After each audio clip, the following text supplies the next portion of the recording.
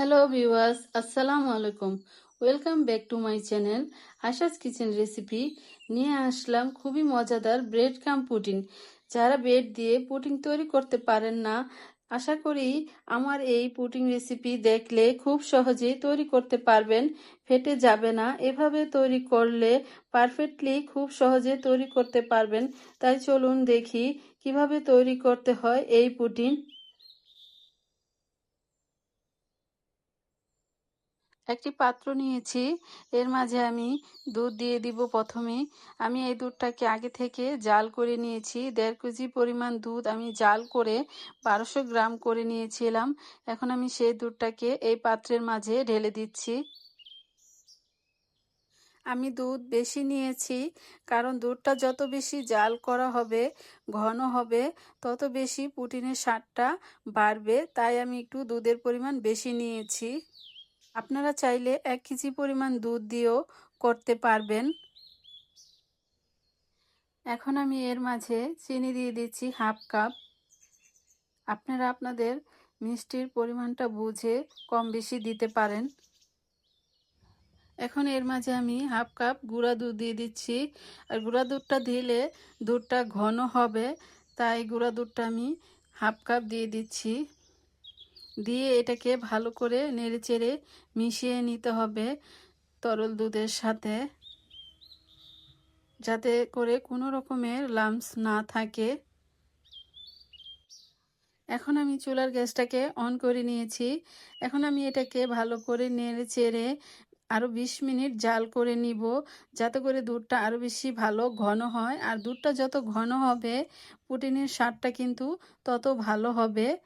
তাই আমি দুধটাকে ভালো করে জাল করে ঘন করে নিচ্ছি। হয়ে গেছে 20 মিনিট। এখন আমি এই দুধটাকে নামিয়ে নিব। দেখতে পাচ্ছেন দুধের কালারটা কতটা সুন্দর হয়েছে আর ঘন হয়েছে। এখন আমি একটি বাটি নিয়েছি, চুলাতে একটি বাটি বসিয়ে দিয়েছি, যেটাতে আমি পুডিংটাকে আমি সেট করব। সেটার মাঝে আমি ক্যারামেল তৈরি করে নিব। এর মাঝে আমি চিনি দিয়ে দিয়েছি 1/3 কাপ। এখন আমি চিনির মাঝে 3 টেবিল চামচ পানি দিয়ে দিচ্ছি, যাতে করে এই চিনিটাকে নেড়ে চেড়ে গুলিয়ে নেওয়া যায়। তার জন্য আমি 3 টেবিল চামচ পানি দিয়ে দিচ্ছি। এখন আমি চুলার জালটাকে অন করে দিয়েছি। দেখতে পাচ্ছেন আমার ক্যারামেলের চিনিটা গলে গেছে। আর যতক্ষণ পর্যন্ত না ক্যারামেলটা পুরোপুরি হয়ে আসে, ততক্ষণ পর্যন্ত এটাকে নাড়াচাড়ার মধ্যে রাখতে হবে। তা না হলে এটা আবার জমাট বেঁধে যাবে নিচের দিকে। তাই আমি এটাকে নেড়ে চেড়ে রান্না করে নিচ্ছি।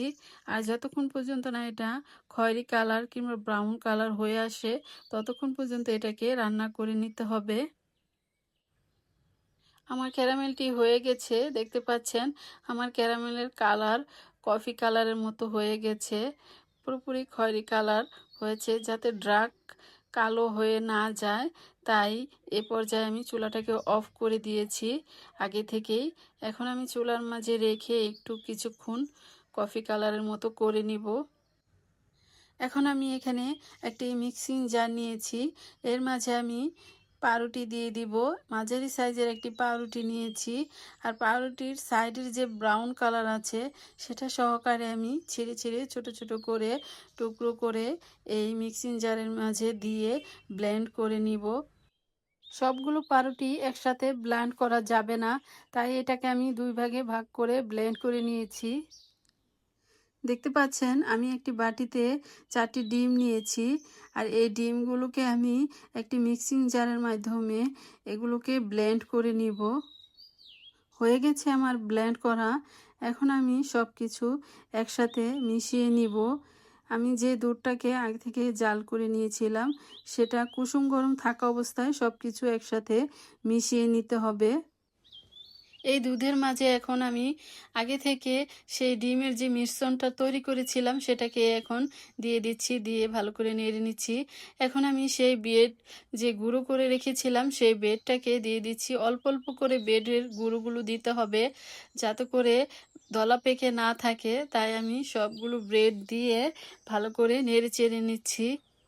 ভালো করে দুধের সাথে মিশিয়ে নিতে হবে, যাতে করে কোনো রকম দলা পেকে না থাকে। তাই আমি ভালো করে দুধের সাথে সবগুলো উপকরণ মিশিয়ে নিচ্ছি। সবগুলো উপকরণ ভালো করে মিশানো হয়ে গেছে। এখন আমি এই দুধের মিশ্রণটাকে একটি মোল্ডের মাঝে ঢেলে নিব। আর আমি আগে থেকে যে ক্যারামেল তৈরি করে রেখেছিলাম একটি মোল্ডের মাঝে, এখন আমি সেই মোল্ডের মাঝে এই দুধের মিশ্রণটাকে ঢেলে দিচ্ছি। একটি ঢাকনা দিয়ে আমি ঢেকে দিচ্ছি, যাতে করে এর ভিতরে কোনো পানি না যায়, এরকম ভাঁজে ঢাকনাটি ঢেকে দিতে হবে। আমি এখানে একটি রাইস কুকার নিয়েছি আর এর মাঝে পরিমাণ মতো পানি দিয়ে দিয়েছি। আর এর মাঝে একটি স্ট্রেনার বসিয়ে তার মাঝে আমি পুডিংটাকে ভাপে সিদ্ধ করে নিব।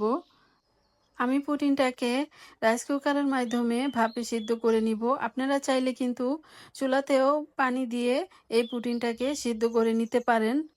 আর আমি এই পুডিংটাকে ভাপে সিদ্ধ করে নিব 40 থেকে 50 মিনিটের মতো।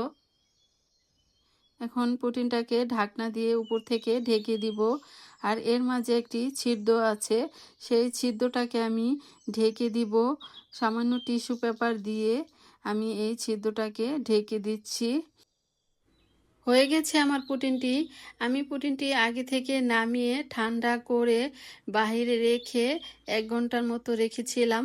তারপরে আমি এটাকে আবার 1-1.5 ঘন্টার মতো নর্মাল ফ্রিজে রেখে তারপরে আমি এখন এটাকে আপনাদেরকে সার্ভ করে দেখাচ্ছি কেমন হয়েছে। আর দেখতে পাচ্ছেন কতটা চমৎকার হয়েছে আমার এই পুডিংটি। আর এই বেডক্রামের পুডিংটি কিন্তু দারুণ স্বাদের, লোভনীয় হয় আর মুখে দিলেই একেবারেই মিশে যায়। খুবই সফট একটি পুডিং। আর এই পুডিংটি একবার খেলে বারবার খেতে মন চাইবে। তাই অবশ্যই বাসায় তৈরি করে আমাকে জানাবেন কেমন হয়েছে। ভালো থাকবেন, সুস্থ থাকবেন। আল্লাহ হাফেজ।